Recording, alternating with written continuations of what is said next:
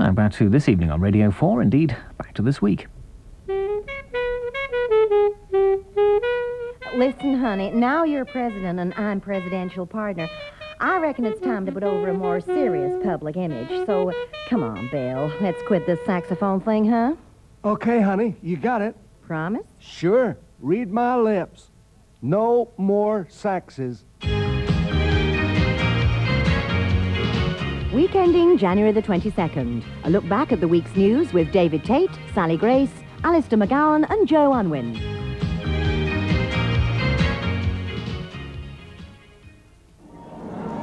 Well, the scene here is absolutely unbelievable. The queue for tickets must be, over a mile long, and let me tell you, these people are desperate. Excuse me, madam, can you tell me what all the fuss is about? Yeah, well, it's Andrew Lloyd Webber's new musical, Sunset Boulevard. I know it doesn't open for a few months, but I can't afford to take any chances. I'll queue all night if need be. Thank you. And you, sir? Well, when I first heard about Sunset Boulevard, well, I just couldn't help myself. I got down here as fast as I could, but it looks like I'll be queuing for a few hours yet. Well, rarely can a British composer have aroused such passionate emotions. This is Sally Grace for Weekending in the Departure Lounge at Heathrow Airport.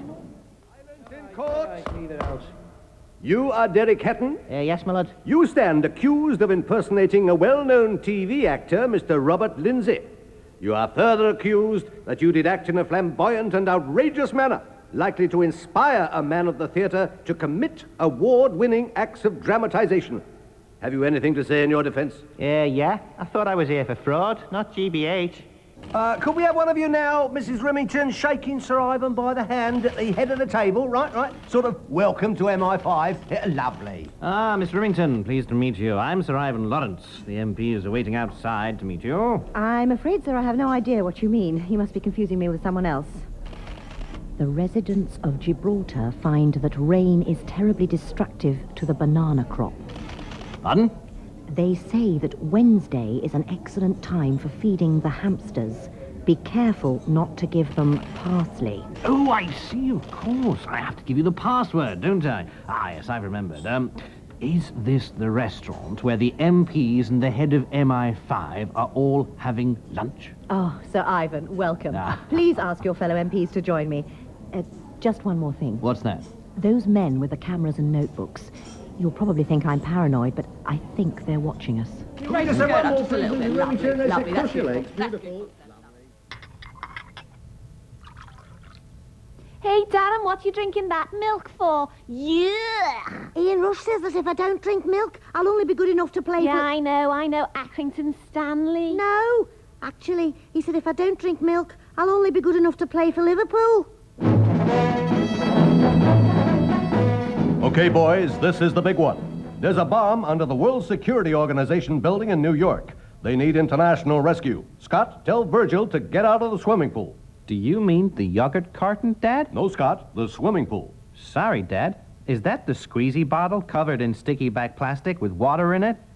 Sorry to interrupt, Mr. Tracy, but there's been a slight disaster. The cornflake box is giving way, and the rubber solution glue won't hold it. Brains, you've gone crazy. What's he saying, Alan? I think he's saying that Tracy House is falling down, Dad. We haven't got much time, Mr. Tracy. Quick, Scott, Alan, cut down some of the palm trees so we can use them to support the structure. Sorry, Dad, cut down the what? All right, the pipe cleaners and green cotton wool. Use the silver foil and cardboard buzzsaws. And if that fails, I'm authorizing you to go in with the egg cartons.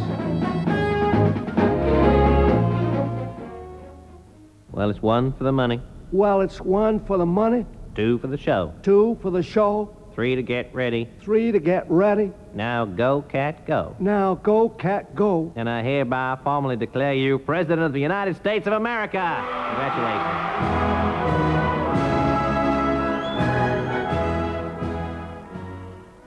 Well, all right, comrades, listen up. I'm afraid that the powers that be have decided to cut our break by 12 minutes. Now, as union representative here at Peugeot Talbot, I have compiled a set of proposals to refer to the management which I am confident will reinstate our right to skive. Firstly, we will demand that our sneaky fag behind the paint shop break be extended by 3 minutes to 35 minutes. Secondly, we demand that our mid-morning debate over the collective merits of having Premier Soccer on satellite break be extended by 5 minutes. And lastly, we demand that no member of this union be reprimanded for nipping off for a quick peek at the Pirelli calendar. All those who can be bothered, say aye. Motion carried. Commenting on the recent BBC broadcasting debate, Sir Robin Day objected to being introduced as that man at the back with the funny bow tie and the irritating manner. As Bill Clinton becomes president, Hillary becomes the First Lady, and Chelsea becomes Aston Villa. Stamps issued by the Himalayan Kingdom of Bhutan showing footballer Paul Gascoigne are to be withdrawn, following complaints that they are overpriced, rather wide, and come off after 15 minutes. Today made 12 miles. Cold is beginning to affect our progress. Stroud has lost 1/8 of his body weight, and I've lost 1/10 of mine. This Antarctic crossing is testing us to the very limits. Today, progressed 6 miles only. The sleds are becoming ever more difficult to pull. We have jettisoned 10 kilos of dried pemmican and 4 cases of Kendal mint cake. Fynes has lost 1/5 of his body weight, and I've lost 1/4. God, this is a terrible place. Just 2 miles today. Stroud has lost 1/3 of his body weight, and I must say he's starting to look damned attractive. In effort to lighten sleds, we have abandoned emergency food. Too weak to break camp today. In a last desperate throw of the dice, Fynes has made the suggestion that we get rid of the I speak your weight machines. I must say he's looking jolly trim. Well, Bill, Nigel Short's got to win this match against Jan Timman to become the first Briton ever to challenge for the world chess title. How's he doing? He's doing pretty well, Sally. He's trying to confuse Timon with his ever-changing opening repertoire, and so far the tactic has been paying off. By switching from the French defence to the Sicilian via a brief flirtation with the Benko and the Queen's Gambit, Nigel's really tying the Dutchman up in knots. Right, so which opening has he chosen for the game we're watching at the moment? Well, to begin with, it looked like a Caro-Kann. Then he seemed to decide on a more modern line, but now he's transposed to the Perk. Oh, that's incredible. I never knew chess could be so exciting. So who do you think's going to win this particular game? Oh, probably another draw. So you see, Mr. Spriggs, if you lot at Heathrow allow more night flights, we'll get this noise all the time, and we won't be able to hear what we're saying. You'll have a bitter fight over it. What? I said you'll have a bitter fight. What did she say, Wheeler? I think she said she'll have a better night. Oh, that's all right then. Glad to be of service, madam. Hello, George. This is John here. Sorry I wasn't able to come when you called. If you'd just like to leave a statement, details of where you're going to bomb and number of expected casualties after the tone, I'll try and persuade you to reconsider. But if not, don't worry. I won't get back at you.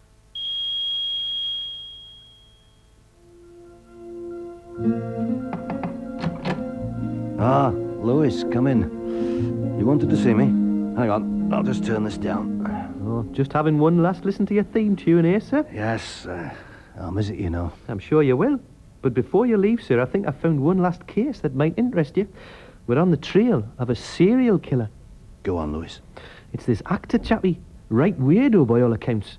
Seems for the last 15 years he's become addicted to appearing in popular TV series. Nothing so unusual in that. Ah, hang on, sir. Soon as these programmes reach the top of the ratings, he's off. Kills him. Stone dead. What kind of a man would do such a thing, sir? You don't understand, do you, Lewis? This man is obviously an artist. He thrives on challenge. It feeds his creativity. Where was he last seen? Here in Oxford, as a matter of fact. Well, he'll be long gone by now, Lewis. When you're in as deep as he is, you can afford to take risks. Name your own price. If you want my opinion, Lewis, this man is probably sunning himself somewhere in Provence, even as we speak. And I'll tell you something else, Lewis. What's that, sir? He'll be getting paid more money than you or I are likely to see in a lifetime. Lucky old so-and-so. But if he's that well set up, sir, there's one thing all the witnesses say that just doesn't make sense. Go on. Why did he always look so bloody miserable? Okay, boys and girls, you can turn over your papers now. Remember, no peeping at anybody else's answers. This is supposed to be all your own work. Right. Primary school system restructuring test, grade 1. Name, John Patton. Time allowed, 3 years. Question 1. If a pupil has 4 books in one hand and 2 books in the other hand, what does he have? Oh, easy peasy. A private school education. Question 2. Government proposals will mean a major shake-up of the system. Discuss. Well, that's simple. I am not prepared to discuss the changes. Question 3. Teaching in the new primary schools will be based around the 3 R's. Define the R's. No problem. It's what I'm talking through.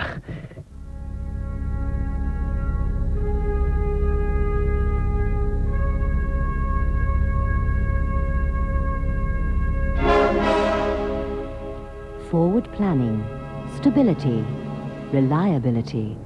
The market leader in information technology. Building a better future.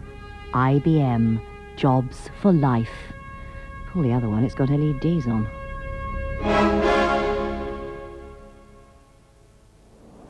So there we see them on the podium for the first time. Bill, Hillary, and Chelsea Clinton. With me in the studio, I have Vidal Sassoon. Vidal, this must be an emotional moment for you. Oh, yes, David, you know, I really believe we're seeing a new era of hair care in American politics. What can the American people expect from Bill Clinton's hair? Well, the president has wisely chosen a parting that is neither too near the right or the left. It's a parting of moderation and consensus, and after the slick but empty appeal of the Ronald Reagan Brylcreem era and the Vosine years of George Bush, we finally have presidential hair that is both natural-looking and manageable. So you don't think he'll be just another wash-and-go president? Oh, certainly not, no. No, this is a president who doesn't just preach the blow-dry look, he practices it. And it's clear to me that hair is important to the entire Clinton family. Well, that's an interesting perspective.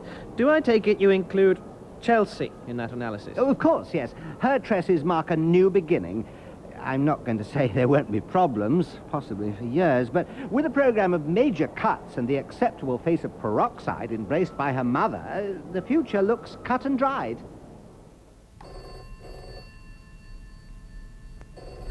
Hello? Good morning, I'm from Carlton Television. We're doing a survey on behalf of the Good Sex Guide, yeah? I wonder if you could tell us, how satisfied have you been with your sexual relationships? Oh, well, the thing is, you see, men always seem to finish before I've even...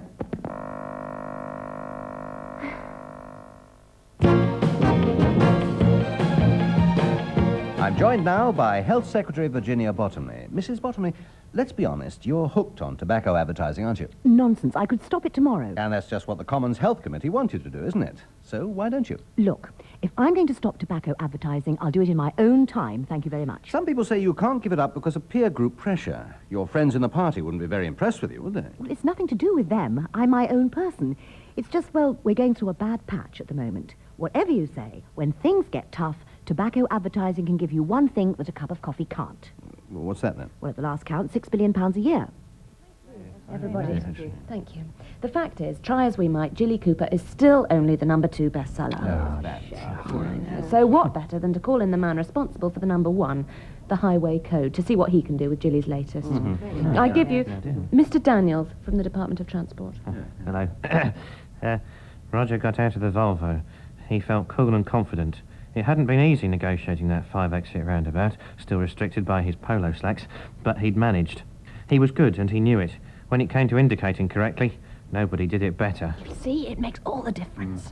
It wasn't the cut of Jocasta's riding breeches that interested him, more her adept use of the horn on approaching a concealed entrance. And you think this will make Jilly's number 1? Who knows, but it'll make it more interesting. Greetings, Brother Barlow. Stonehenge welcomes you. I bring great news, Brother Silo. I hear they're going to blow up the A303 and knock down the fences around our sacred site. And so our druiding may now continue unpolluted by 20th century heritage freaks. This is a good sign, brother. Oh, yeah, but not as good a sign as the sign marked closed that they plan to slap across the entrance to the visitors' centre. Not so, Brother Barlow. Now where we will get a decent cup of tea and a cream bun during the summer solstice. Hi, y'all. Now, it's come to my ears that some folks are calling us Virginians barbaric. Now, that just ain't the case. No, sir. Hell, even our execution cells got facilities for the disabled. Now, if that ain't humanitarian, then Bill Clinton's a Democrat. He is? Oh, she is.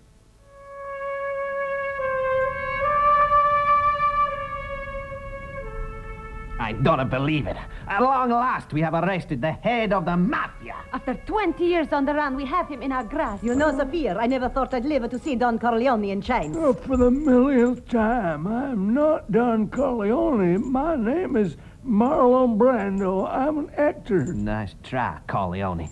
Or should I say, Look, Godfather. I am not the Godfather. It was just a film. Esatto, Don Corleone, the film. Concrete evidence of your involvement in extortion, gambling, and murder. Hey, the whole thing was made up. You're making a big mistake. Don't threaten me, Corleone. I ain't scared of horses' heads. Hey, Sophia. Something's bothering me. What's that? Well, if he's the Godfather, Si. who was that fat guy in Apocalypse Now? Hello, I've come to complain about that holiday you sold me. I'm sorry to hear that, madam. It was one of our 2 center holidays, wasn't it? That's right. A week exploring the wonders of ancient Babylon and an American cruise. And what exactly was the problem? Not the hotel, surely. Well, sort of. I just assumed that I wouldn't be having the American cruise until after I'd left ancient Babylon. Well, thank you very much, ladies and gentlemen. Well, tonight we bring you an outstanding new talent on the comedy circuit, the man who is Mr. Real Privatisation. He'll have you rolling in the aisles and falling out of the doors. So let's hear it from Mr. John McGregor. Thank you. Thank you. I had an idea the other day. Why don't we have open competition on the railways? Trains owned by one company, track owned by another. Franchises to give the passengers a better service.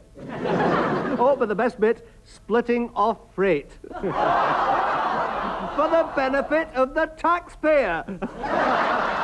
Thank you, ladies and gentlemen. My name's John McGregor. Good night.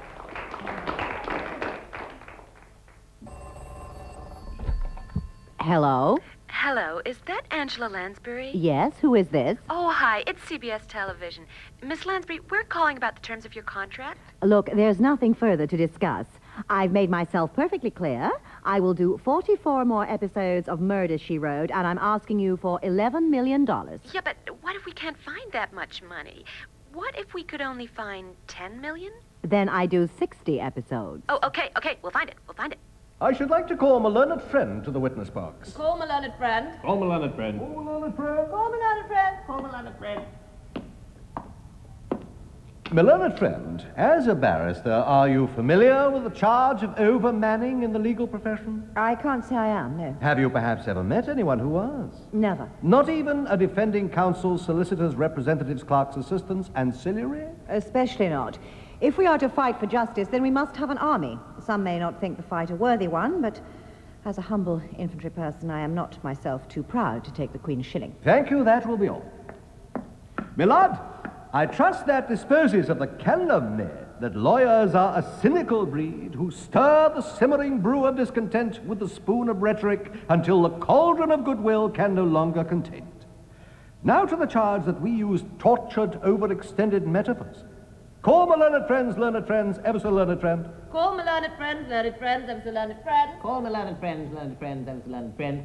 Call my learned friends, ever so learned friends. And on the inauguration parade today, There was a marching band, there was some majorettes. Majorettes, yes, Did I say marching band? Yeah, marching band. There was a Gymnastics. gymnastics play. Did I say Chuck Berry? Yeah, Chuck Berry, was Chuck there Berry. was Sorry, Chuck Cuddly Berry Toy, and Cuddly the Toy. marching band. Yeah, Cuddly Toy. Yeah, the Cuddly Toy. Yeah. There was Cuddly Toy. And was there some Marines or something? Some Marines Yeah, in a yeah. marching band. Lots of more majorettes. I say, Lord Sainsbury, what's this in the newspaper about you? Supermarket tycoon gives £200 million to charity. I say that's jolly generous. Of course, it could have been bigger, you know. What? You could have given a bigger sum than £200 million. No, I mean, the bloody article, I ask you. 2 measly columns on page 13. It's a disgrace. All of Britain's live on Radio MI5. That's right, folks. Radio MI5, bringing you the very latest in news, gossip, and live discussion between private callers. The best in telephone waiting music. In fact, anything we can pick up off the National Telecommunications Network. It's 10 o'clock. I'm Big Bro, and you're listening to Radio MI5. Listening to you, listening to us, listening to you. This morning, presenters Richard and Judy claim that the reason they never fitted a burglar alarm was because they believed that the life-size family photo in their hallway would be sufficient deterrent. In a low-key ceremony, Windsor Castle is reopened to visitors. Officials say they kept it quiet to avoid a blaze of publicity. And the RAF Tornado pilot, whose 2 bombs didn't drop, said that he also has trouble growing a moustache. Chelsea, honey, you're crying again in front of all these people and all these cameras. What's the matter, darling? You can tell me. Mommy and I are here for you, sweetie. Is it because you're missing Little Rock? Or are you just overcome by the occasion and Daddy's moving inaugural speech? Chelsea, honey, you can tell us. Could you just let me take my teeth braces off just for one day? Excuse mate, you got any tabs? Certainly have. New Coca-Cola tab, the fizzy soft drink that's sugar-free. No, that's not what I meant. What do you want then? Well, have you got any ecstasy? Oh yeah, we got cans of stuff. What do you fancy? Diet ecstasy, cherry ecstasy, or caffeine-free ecstasy with NutraSweet? No, look, you don't understand. I want to have some E's. Well, you're in luck. Cherry ecstasy contains over 14 different E numbers. Turn it up. I don't want a soft drink. I want to buy some drugs. Oh, don't we start that? Oh, forget it. Just get me a bottle of pills, all right? Right. Will that be amphetamines or LSD? I don't know. Forgotten heroes we are. So is 1956. We were the boys who went in, who gave old NASA some stick, I can tell you. And for what? Now the old Ministry of Defence won't even give us a medal. Are you sure you went through the right channels, love? Hello and welcome back to Crafts. And next up tonight is Millie, an Irish setter. She's 8 and her measurements are 25, 22, 25. Millie likes the great outdoor life and loves her food. Watch out for those calories, Millie. Yes, a real beauty. And next up is Freddie the Dachshund, whose measurements are 12, 12, 12. Freddie's hobbies are being outdoors and eating, and she also sleeps a bit too. Fantastic. And finally up tonight is Honey the Labrador. Honey is 5 years old, and she measures 26, 24, 26. Honey likes walking, running, and standing still. And, of course, eating. Great. Well, with a variety like that, it's certainly going to be a tough decision. Okay, so that's our policy on the Middle East, Mr. President. Yes, sir, and that's our stand on domestic taxation, And, Mr. President, that's where the administration stands on narcotic control. Mr. President, that's our projected estimate of the Mr. national President, debt, sir. Did you take all that in this time, Mr. President? No. Okay, take it again from the top. And this time, Mr. President, could you inhale? Weekending featured David Tate, Sally Grace, Alistair McGowan, and Joe Unwin. The sketches were written by Dave Single, Ivan Shakespeare, Hugh Rycroft, Nelson David, Andrew Clifford, Clive Coleman, Isabel Williams, Jeremy Glover, Simon Goodman, Robert Fraser-Steele, Ian Pattinson, Barry Atkins, Aled Evans, Nick Hildred, Michael Dines, Deborah Barham, Crispin Belcher, John Wright, Paul Powell, Will Ing, Dan Gaster, Andy Riley, Andy Bodle, Nick Thomas, Ben Francis, Claire Jones, Mark Perkins, Jill Perkins, and John Handley. The producer was Caroline Leddy.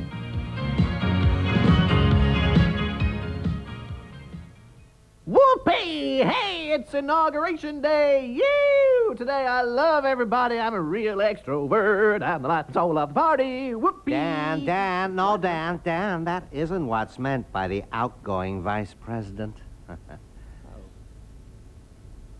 Tomorrow morning, the outgoing Ned Sherrin will be calling together the Loose Ends Transatlantic Opportunistically Equal Kitchen Cabinet. We have no less than 3 women and 4 Americans on, but they are quality. America's best-selling vampire queen Anne Rice, the great American song stylist Margaret Whiting, and her great American accompanist Tex. Then there's the great American juggler Paul Morocco. The other lady is the controversial producer of The Ark, Molly Dineen. What sort of people are we trying to attract on Loose Ends?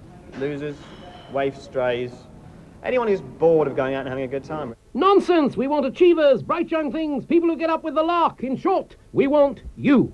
More soft sell from Loose Ends at 10 o'clock tomorrow morning.